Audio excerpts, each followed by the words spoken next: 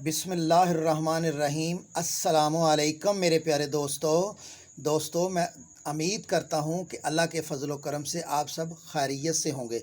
दोस्तों, ये मैंने एक कमरे की वायरिंग, मुकम्मल वायरिंग का डायग्राम बनाई है, जिसमें सीलिंग हुई है, पंखा लगा हुआ है, एसी लगा हुआ है, लाइट प्लग हैं और मुकम्मल वायरिंग है। तो आप इसको समझो और इसका एक्सपेरिमेंट करो। अगर कोई मुश्किल आती है तो मुझे कमेंट्स करो। अब हम चलते हैं सीधा प्लेट की तरफ।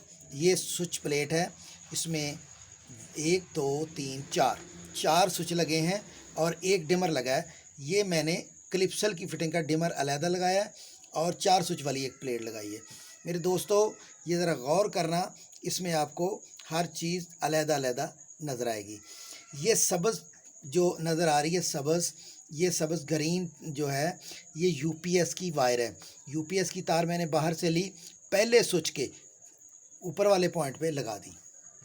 ठीक है, ऊपर वाले स्विच पे मैंने पहले स्विच के ऊपर वाले पॉइंट पे यूपीएस की तार लगा दी और यहाँ से एक तार और पीस लगाया और आखिरी स्विच पे लगा दी।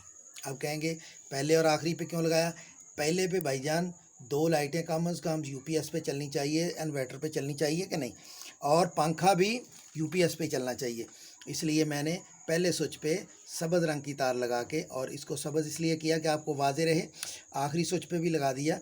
और जब हम इस स्विच को ऑन करेंगे तो ये 2 लाइटें रोशन हो जाएंगी, और ये स्विच को ऑन करेंगे तो डिमर में करंट आ जाएगा। डिमर एक जगह स्टिल कर लेंगे, जहाँ भी करना है ये आसान होता है। स्विच को सिर्फ ऑन ऑफ करना होता है, डिमर को एक दफ़ा जहाँ सेट करना है, जिस मौसम में वहाँ सेट कर सकते हैं, वो पंखा चल जाता है। अब मैं आता हूँ वायरिंग की तरफ। सबसे पहले हमने ये यूपीएस की तार ये लगाई, इसको लगा के ये किया, और ये स्विच ऑन किया तो लाइटों को करंट मिल गया। इस स्विच को ऑन किया तो डिमर को करंट मिल गया। डिमर को ये तार लगा दी है, और डिमर से ये तार ले जाके पंखे की एक साइड पे लगा दी। ठीक है, ये हमारा फेस यूपीएस का सर्किट मुकम्मल हो गया। दूसरा आ गया हमारा फेस, वापडा फेस।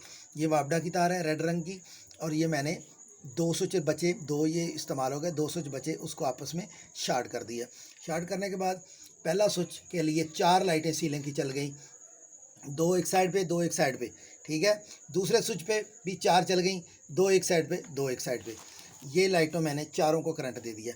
अब मैंने देनी है इनको न्यूट्रल, क्योंकि न्यूट्रल नहीं देंगे तो सर्किट मुकम्मल नहीं होगा। बेशक न्यूट्रल की कोई कीमत नहीं होती, न्यूट्रल बेसिकली ट्रांसफार्मर का अर्थ होता है, लेकिन इसके बगैर कोई सर्किट हमारा मुकम्मल नहीं होगा।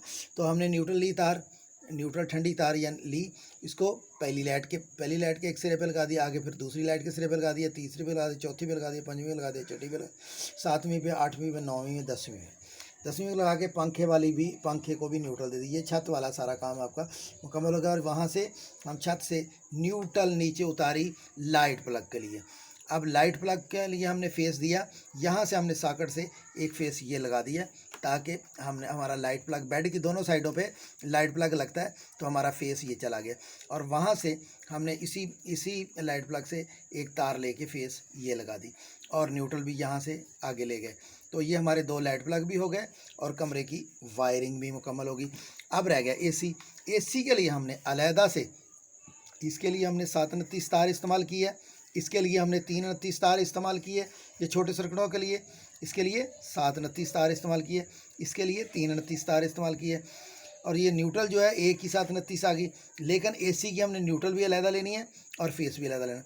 ये 736 है, 736 हमने डायरेक्ट एसी के, या अगर स्विच लगा है तो स्विच में दे देनी है, अगर स्विच नहीं लगा तो पीछे ब्रेकर लगा होता है, फिक्र वाली बात नहीं है, अलहदा से ब्रेकर लगा होता है।